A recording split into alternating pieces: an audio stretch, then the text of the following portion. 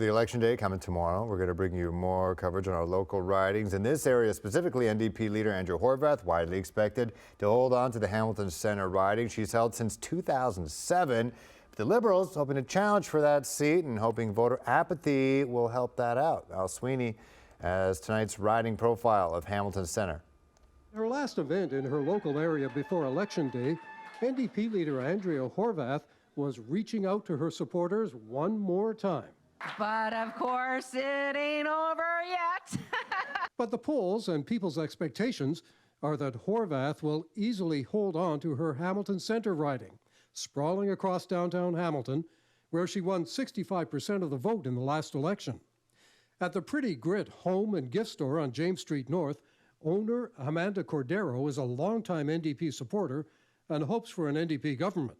We get some changes with our healthcare system and the education system. There's a lot of work that needs to be done, and somebody that's going to help support small businesses and keep the people in mind.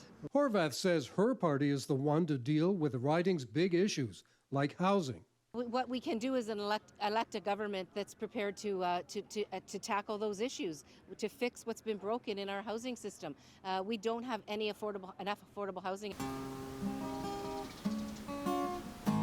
And Green Party candidate Sandy Crawley, an actor and singer, even supports his main opponent.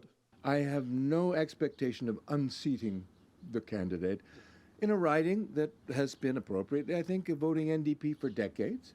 But he says the Green Party can still make a difference, encouraging the bigger parties to look at green policies.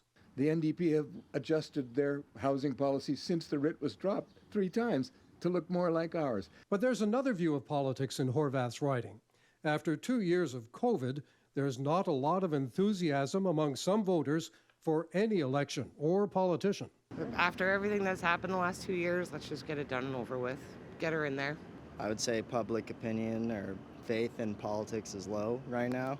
And Liberal candidate Ekaterini Demakis told us in a phone interview she sees voters losing faith in the system. And if they follow through with their frustration over issues like housing, it could help the Liberals. Progressive Conservative candidate Sarah Bokhari didn't respond to requests for an interview.